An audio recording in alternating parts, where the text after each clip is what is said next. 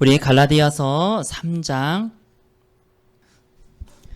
22절서부터 25절까지의 말씀,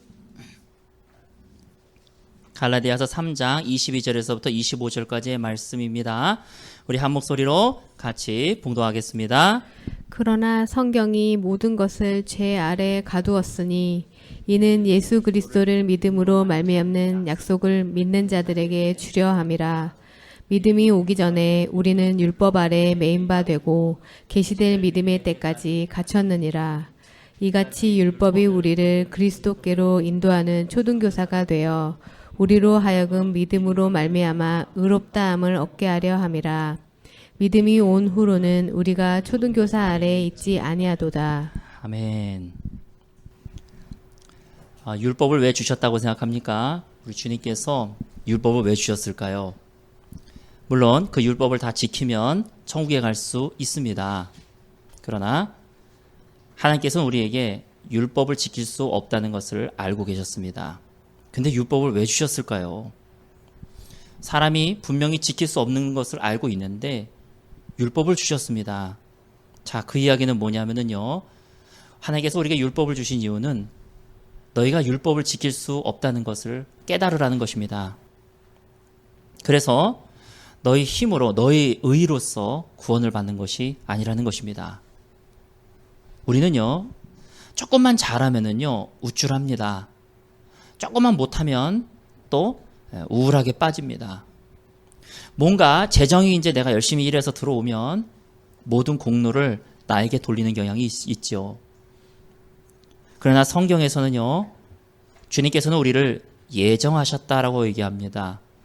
다시 말해서 우리가 돈이 들어온다면 들어오는 것도 주님께서 예정하신 것이요, 돈이 나가면 나가는 것도 주님께서 예정하신 것입니다.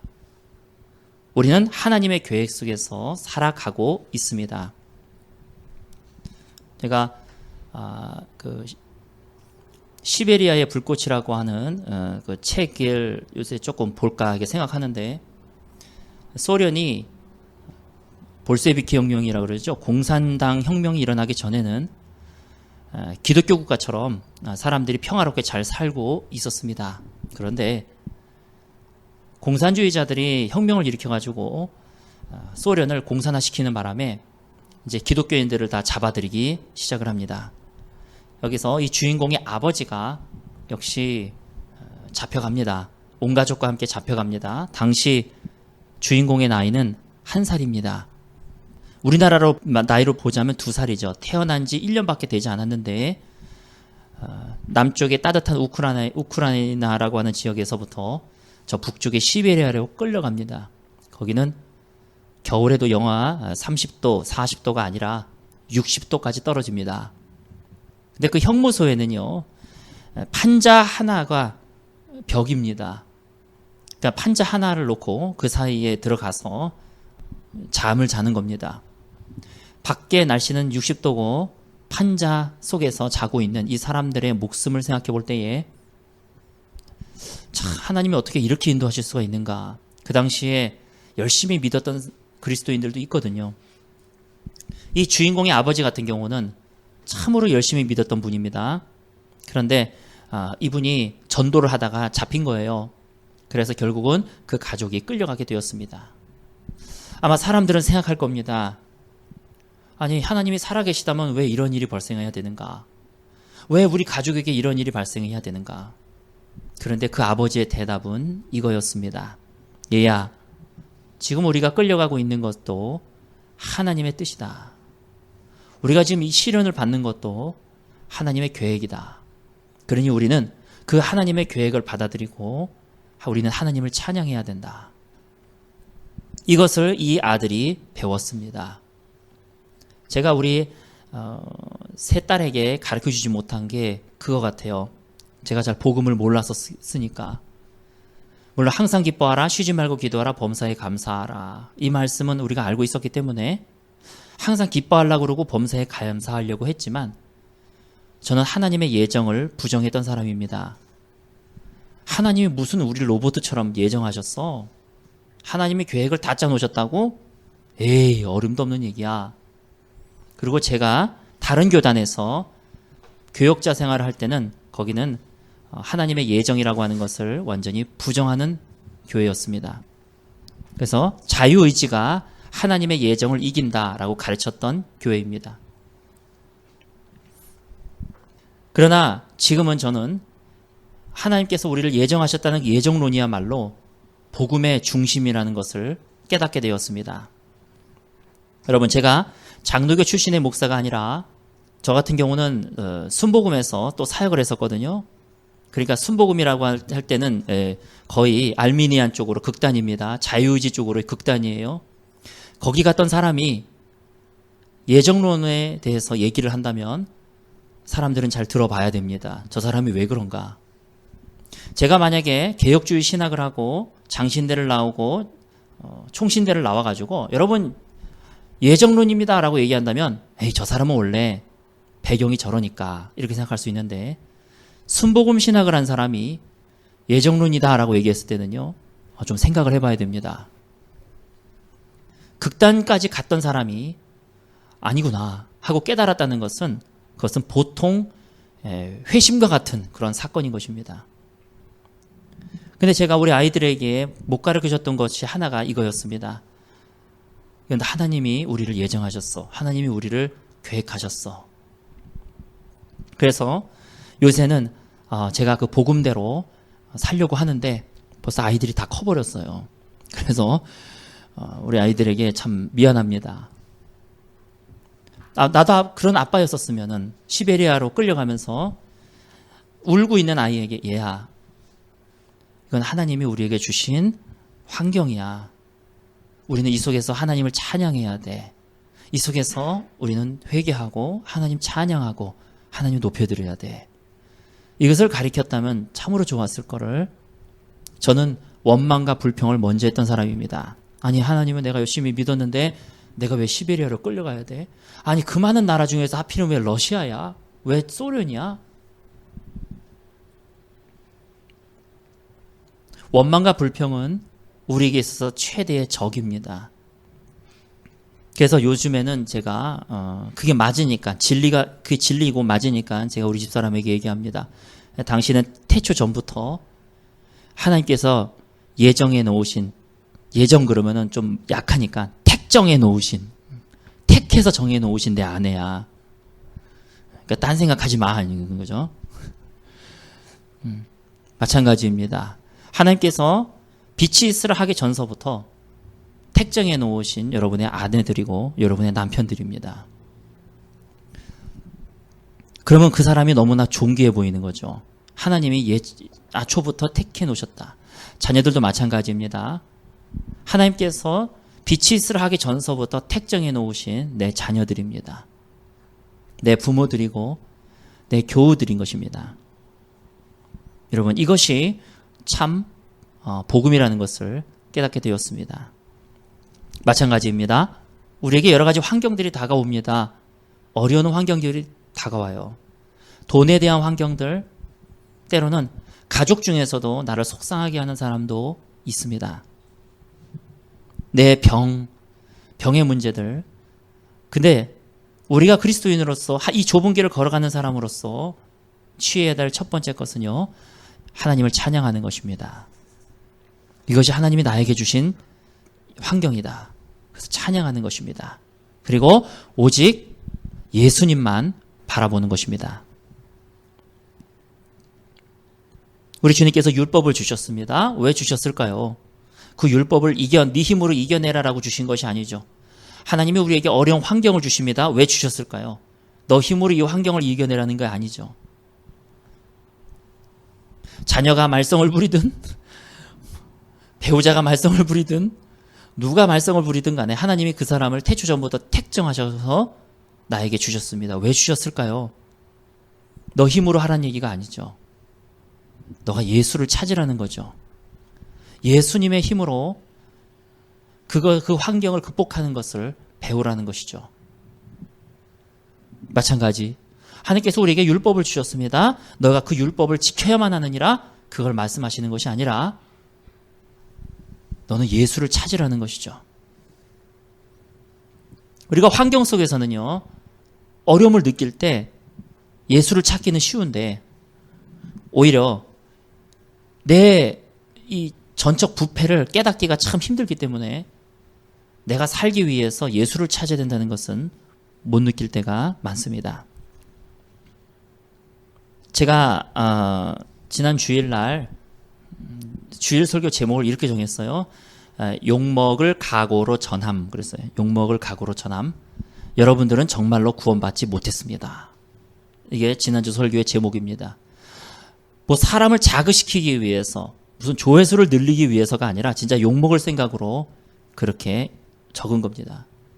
사람들은 복음을 전해도요, 복음을 얘기해도 별 관심이 없는 이유가 자기는 구원받았다라고 생각하고 있기 때문에 1950년 전후로 이 변질된 복음이 이 기독교계를 휩쓴 다음에 이 변질된 복음에 의하면 자기는 구원받았거든요. 변질된 복음에 의하면. 예수 그리스도를 받아들이기만 해? 그러면은 너는 구원받아. 대표적인 변질된 복음이지 않습니까? 하나님이 다 이루셨다니까. 예수님이 다 이루셨어. 넌 그거를 받아들이기만 해. 그게 너 거라니까. 선물이라고 하는 것은 옛다 가져라. 이게 선물이야. 근데 선물 주면서 내가 1,000원짜리 선물 주니까 나한테 100원 줘.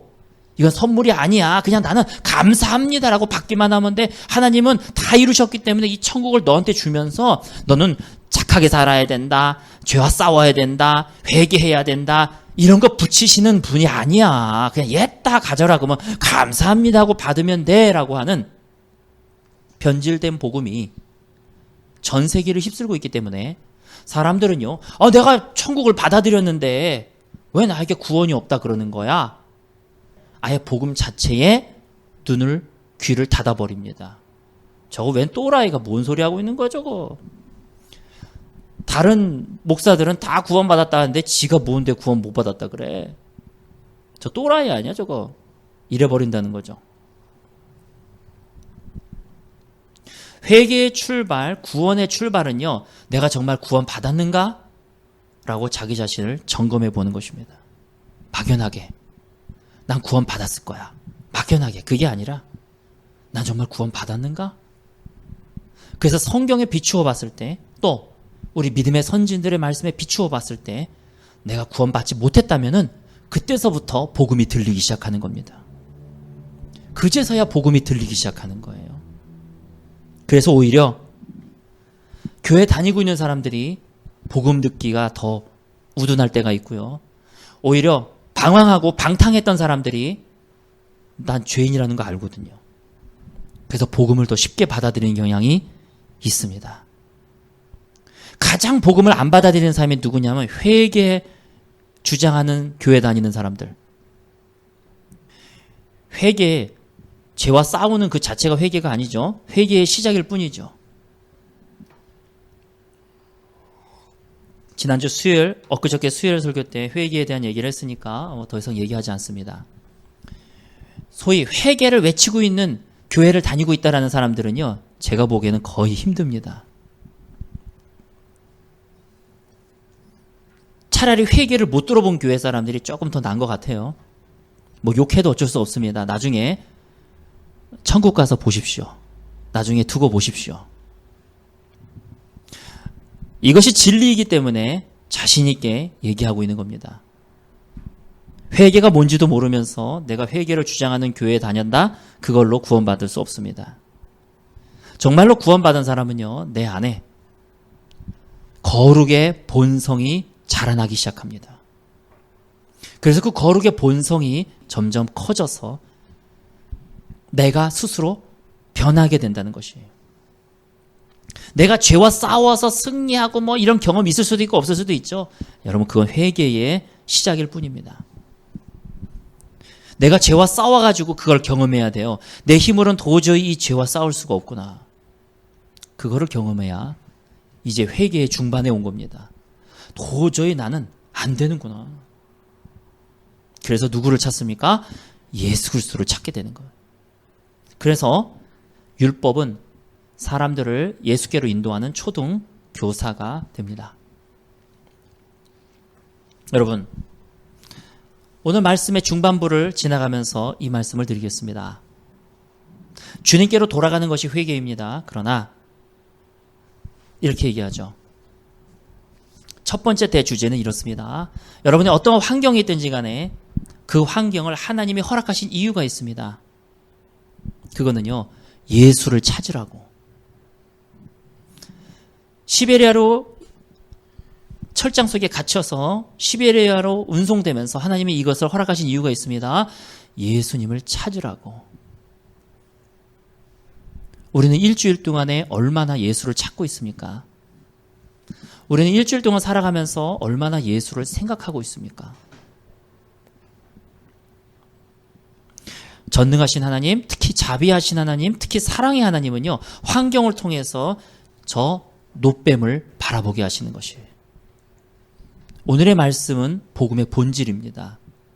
주님께서 왜 이런 환경을 허락하시고, 나에게 왜 어려운 일을 허락하시고, 나에게 이게 혼란스러운 생각을 허락하시는가? 그것은 저 노뱀을 바라보게 하기 위함입니다. 어려운 환경이 아니면, 병이 아니면, 그러한 상황이 아니면 내가 지금 불뱀에 물렸다는 것을 사람들은 생각하지 않는다는 거예요. 꼭 기억해야 될 것은 어떠한 상황이든지 간에 그 상황은 하나님이 우리에게 허락하시는 상황입니다. 그러나 그걸 허락하신 이유는 바로 예수 그리스도를 찾으라고 여러분들에게 허락하시는 겁니다. 그렇기 때문에 예수님을 찾아야 됩니다. 자, 그런데 예수님을 찾는 데 있어서 두 번째 대지는요, 내 안의 우상들을 제거해 나가야 합니다.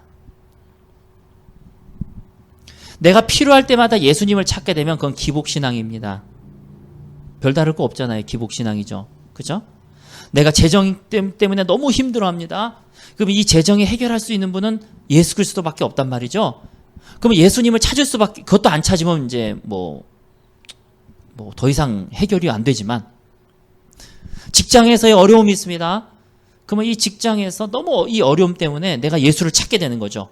근데 그것도 그 순간에도 예수를 안 찾으면 그 사람은 그냥 모릅니다. 더 이상 모릅니다. 그러나 누구나 어려운 상황에서 예수를 찾을 수 있습니다. 그러나 거기서 또 예수를 찾고 내 안에 있는 우상들을 꼭 잡고 있는 채로 예수를 찾고 문제가 해결됐어요. 할렐루야. 이거는 여러분이 그렇게 욕하고 있는 기복신앙일 뿐입니다. 기복신앙 사람들 욕 많이 하더라고요. 왜 교회에서 기복신앙을 가르치냐 어쩌고 저쩌고 하지만 이 기복신앙과 기복신앙 아닌 것은요, 우상을 버리느냐 회개하느냐 그 차이인데, 기복신앙 가르치지 마십시오 그러면서 회개하기는 싫어한다는 거죠. 인간의 이중성입니다.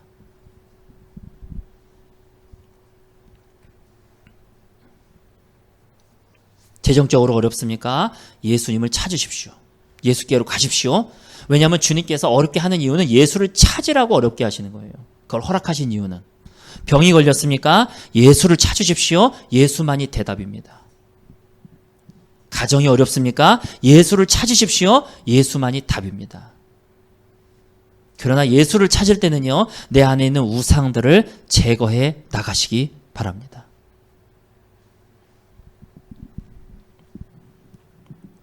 예를 들면은 자식들이 속색입니다. 그럼 주님을 찾게 되죠. 내 힘으로 안 되니까. 근데 내가 주님을 찾으면서 내 안에 뭘 발견했냐면은 내가 주님보다 자식들을 더 사랑했구나. 그걸 발견하게 되는 거죠. 그래서 주님 앞에 회개하는 겁니다. 내가 내 자식들을 주님께 맡기지 못했고, 내 자식들을 주님보다 더 생각하고 더 사랑했던 것, 주님 용서하여 주시옵소서. 마찬가지입니다. 재정이 꼬입니다. 재정이 안 들어옵니다. 그러면서 예수를 찾게 되는 거죠. 근데 예수를 찾다 보니까 내 안에 그 발견하게 되는 거예요. 내가 하나님보다 재정을 더 사랑했구나. 내가 하나님보다 돈을 더 사랑했구나. 그리고 주님 앞에 회개하는 겁니다. 주님, 내가 돈을 더 사랑했던 것 용서하여 주시옵소서. 그것이 바로 하나님이 우리를 인도하시는 방식입니다. 배우자가 속색입니다. 힘들어 죽겠습니다. 똑같은 원리예요. 하나님, 내가 하나님보다 배우자를 더 사랑했군요. 그 과정을 통해서 배우자를 내려놓는 것입니다. 재정들도 내려놓는 것입니다. 내려놓는다는 것은 주님께 맡겨버린다는 겁니다. 직장도 마찬가지. 어떤 사람은요, 직장을 구하려고 막 열심히 노력을 합니다. 이제 청년부 담당하고 있을 때 보면은 직장을 구하기 위해서 열심히 노력합니다. 그러면서 예수님을 찾습니다. 왜? 이력서를 내기만 하면 다 떨어지거든요. 그러니까 이건 예수님밖에는 합격시켜 줄 수가 없는 거예요. 열심히 이력서를 내가면서 예수님을 찾습니다. 그러다가 이제 깨닫게 되는 거죠. 아, 내가 예수님보다 내 직장, 내 삶을 더 중요시 여겼구나. 이게 내 주인이었구나.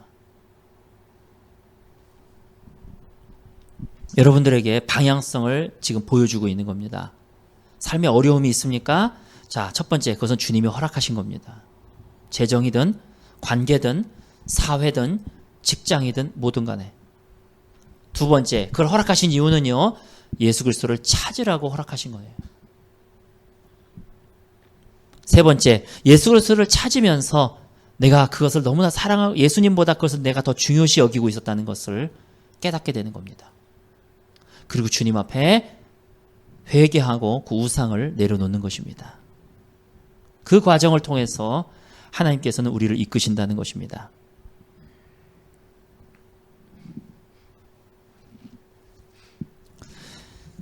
자, 약간 어려운 말을 하겠습니다. 자, 이것은 여러분들이 대부분이 이해 안 갈 얘기인데 오늘 그냥 한마디만 해놓고 지나가겠습니다. 내 안에 있는 전적 부패한 것들, 내 안에 있는 전적 타락한 것들이 나에게 허락되어졌어요.